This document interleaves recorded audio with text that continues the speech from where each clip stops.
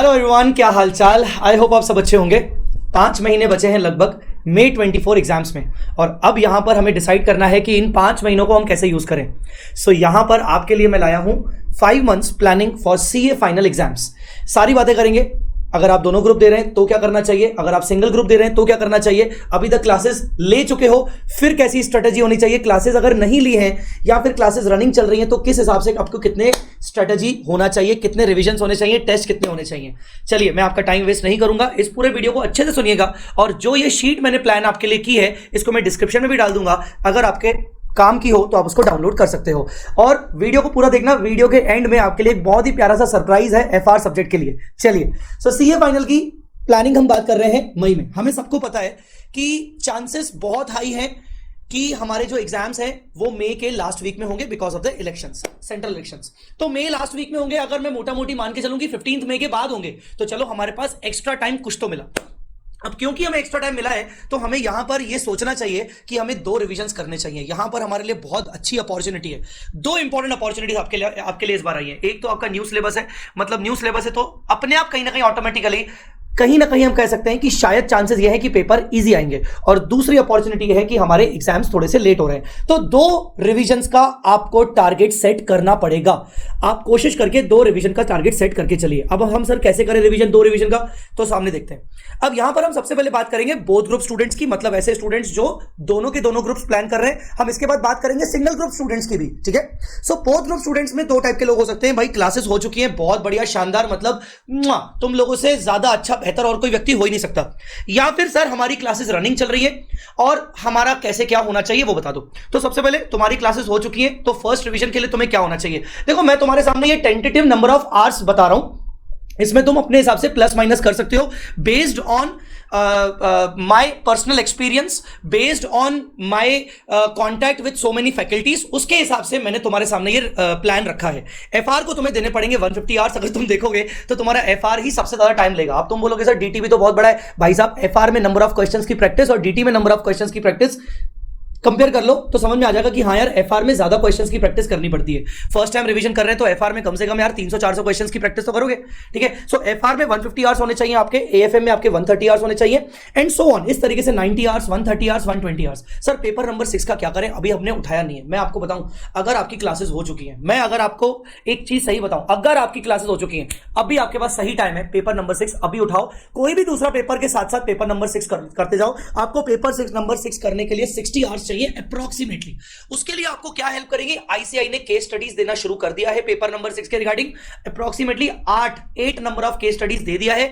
मैं आपको बोलूंगा पेपर नंबर 6 अभी से उठा लो और साथ साथ कोई और सब्जेक्ट भी उठा लो, ठीक है। सर दिन में कितने सब्जेक्ट्स हमें करने चाहिए, मेरे हिसाब से आपको दिन में 2 सब्जेक्ट्स करने चाहिए।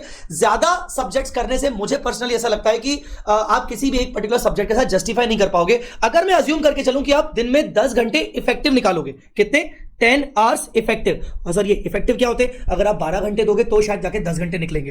तो उस हिसाब से अगर मैं करूं तो आपके कुल मिला के 680 आवर्स होते हैं रिवीजन करने के लिए। और 680 को मैं number of hours in a day से डिवाइड करूं 10 आवर्स से, तो टेंटेटिवली 68 आवर्स होते हैं। उसको भी मैंने खींच के 75 डेज कर दिया कि कभी मान लो आपकी तबियत खराब हो गई, कभी आपको मान लो रेस्ट करना है, ठीक है ना, कभी कुछ हो गया, तो इस वजह से 75 डेज मतलब 2.5 मंथ्स में तुम आराम से तरीके से तुम फर्स्ट रिवीजन कर लोगे विथ राइटिंग प्रैक्टिस। अच्छा, एक बार याद रखना, फर्स्ट रिवीजन के बारे में, चाहे तुम कोई भी स्टूडेंट हो, चाहे किसी भी कैटेगरी में आ रहे हो, फर्स्ट रिवीजन के टाइम पर ही तुम्हें मौका मिलता है तुम मैक्सिमम से मैक्सिमम राइटिंग प्रैक्टिस कर सकते हो। सेकंड रिवीजन में तुम्हें मौका नहीं मिलेगा कि तुम्हें राइटिंग प्रैक्टिस करने को टाइम है। तो याद रखना, फर्स्ट रिवीजन में जितना कोशिश हो सके हर सब्जेक्ट में राइटिंग प्रैक्टिस जरूर करना, चाहे वो एफआर के थियोरेटिकल क्वेश्चंस की क्यों ना हो। अब अगर तुम ये तरीके से चलोगे, 2.5 महीने में चलोगे, तो मुझे ऐसा लगता है कि तुम आराम से 1 मार्च से, आराम से 1 मार्च से तुम सेकंड रिवीजन प्लान कर सकते हो। और 1 मार्च से सेकंड रिवीजन प्लान करना मतलब मार्च हो गया, अप्रैल हो गया और 15 मई, मतलब 2.5 महीने तुम्हारे पास फिर से हो गए, क्योंकि तुम दोनों ग्रुप दे रहे हो। तो दोनों ग्रुप के हिसाब से 2.5 months are sufficient for second revision in case of both groups, ठीक है ना। तो मेरे हिसाब से तुम इस तरीके से चल सकते हो, तुम अपना इसमें प्लस माइनस कर सकते हो। अब बात करते हैं सर, क्लासेस हमारी रनिंग चल रही है या फिर हमारी कुछ क्लासेस पेंडिंग है। मैं आपको एक चीज कहना चाहूंगा, कोशिश करके अपनी क्लासेस को जैन मिड या फिर मैक्सिमम से मैक्सिमम जनवरी एंडिंग तक खत्म कर दो, ठीक है ना, खत्म कर दो। और मैं सच बताऊं, एक चीज बताऊं, बुरा मत मानना, अगर तुम्हारी 3-4 सब्जेक्ट्स की क्लासेस पेंडिंग बची है ना, 3-4 सब्जेक्ट्स की क्लासेस अगर पेंडिंग बची है, भाई साहब बहुत तकलीफ है। यहां पर एक बार किसी एक ग्रुप को पहले कॉन्सेंट्रेट करो, एक ग्रुप को पहले पूरा कंप्लीट करो। मैं ये नहीं कह रहा हूं कि दूसरे ग्रुप को मत देखो, पहले एक ग्रुप की सारी क्लासेस कंप्लीट करो, फिर दूसरे ग्रुप का सोच लेना कि जनवरी के बाद क्या होता है, या जनवरी के एग्जाम टाइम में आप एग्जाम के फॉर्म जब आएंगे तब सोचना कि मुझे सेकंड ग्रुप मतलब दोनों ग्रुप का फॉर्म फिल करना चाहिए, या फिर ग्रुप 1 प्लस पर्टिकुलर 1 सब्जेक्ट की एग्जामिशन के हिसाब से मुझे जाना चाहिए। ठीक है ना। पेपर नंबर 6 के एग्जामिशन के लिए भी जा सकते हैं। मुझे चांसेस लग रहे हैं कि पेपर नंबर 6 अच्छा आ सकता है, इजी आ सकता है। तो अगर तुम्हारी 3-4 सब्जेक्ट्स की क्लासेस पेंडिंग है, मैं आपको बोलूंगा कि पहले एक ग्रुप की सारी क्लासेस को पहले मैनेज कर लो अच्छे से, उसके बाद आप दूसरे ग्रुप के सब्जेक्ट्स को सोचना।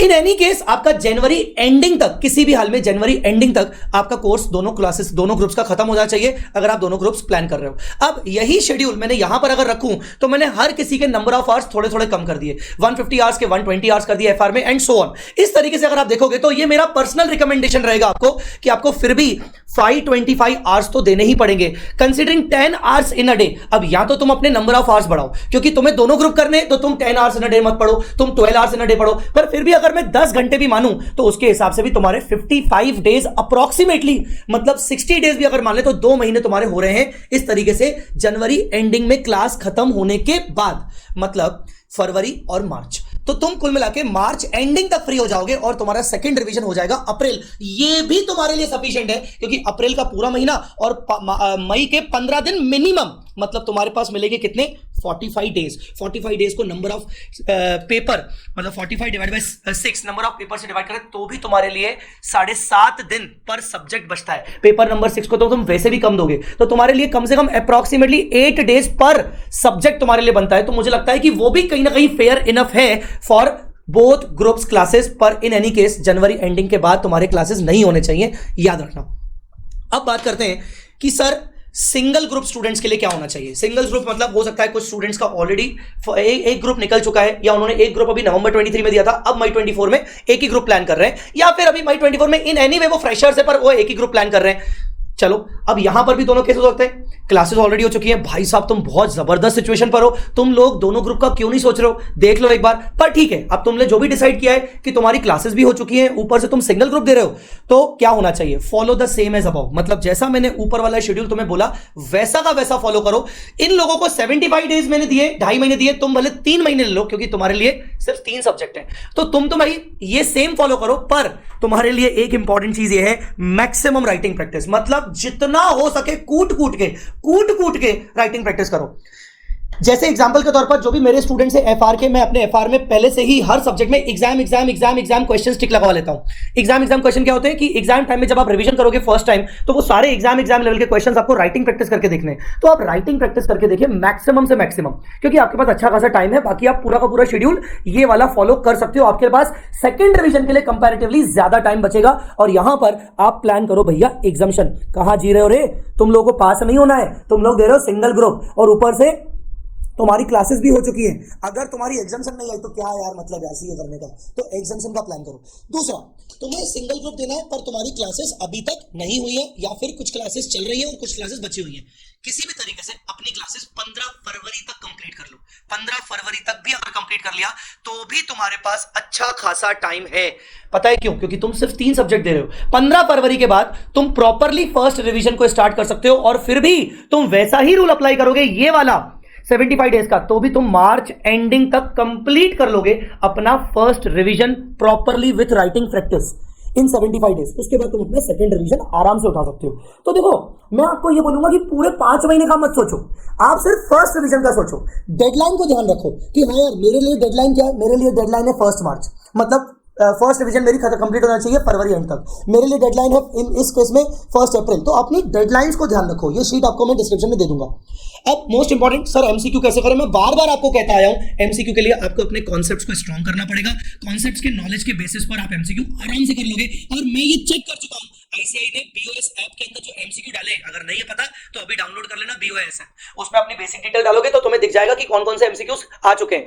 वहां मैंने देखा तो अच्छे एमसीक्यूज हैं, बट कॉन्सेप्चुअल बेसिस पर ही है, तो आराम से बच्चों से बन सकते हैं। तो उनकी प्रैक्टिस करना स्टार्ट कर दो एमसीक्यूज की। जब मैं अपने खुद के एमसीक्यूज आपके साथ डिस्कस करूंगा, मैं जब डिस्कस करूंगा तो सॉफ्ट कॉपी में आपको एमसीक्यूज प्रोवाइड कर दूंगा और अलग से डिस्कस भी करूंगा यूट्यूब पे। सर टेस्ट हमें कितने देने चाहिए? मेरा पर्सनल रिकमेंडेशन है कि अगर तुम्हारे पास सफिशिएंट टाइम है, जैसे इस केस में तुम सिर्फ सिंगल ग्रुप की क्लासेस दे रहे हो, क्लासेस हो चुकी है, तुम बोथ ग्रुप की क्लासेस दे रहे हो, तुम्हारी क्लासेस हो चुकी है, तो ऐसे केस में तुम्हें चैप्टर वाइज या पोर्शन वाइज टेस्ट में जाना चाहिए।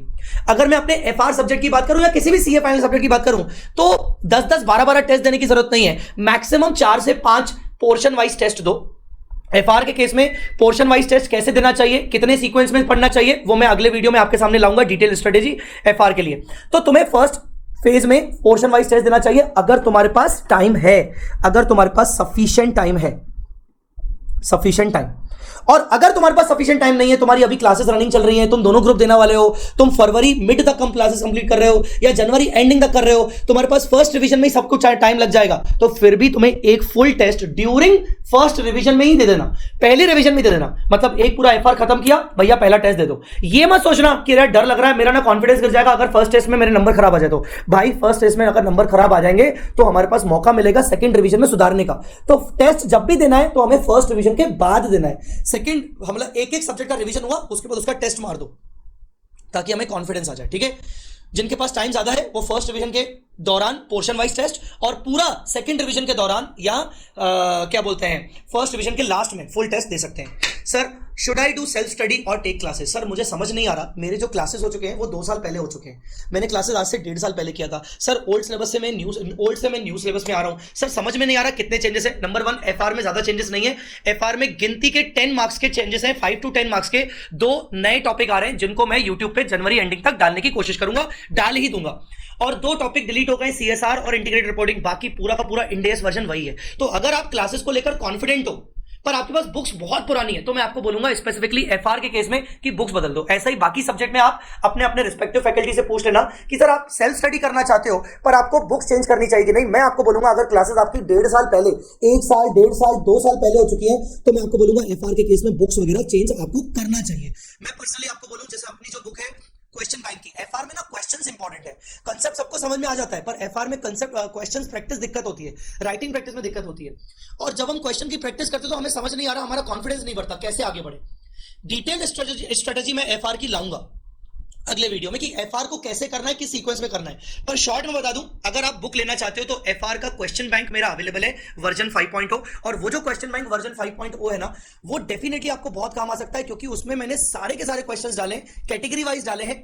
ठीक है, डिस्क्रिप्शन में मैं इसका डेमो पीडीएफ डाल दूंगा और उसमें क्यूआर कोड है। क्यूआर कोड मैं कई बार बताता आया हूं, क्वेश्चन के बगल में क्यूआर कोड है, स्कैन करोगे वीडियो सेशंस मिल जाएंगे उसके, उस क्वेश्चन को सॉल्व करने के। हर क्वेश्चन के बगल में नहीं है पर अच्छे एग्जाम ओरिएंटेड क्वेश्चंस के बगल में आपको क्यूआर कोड मिलेगा।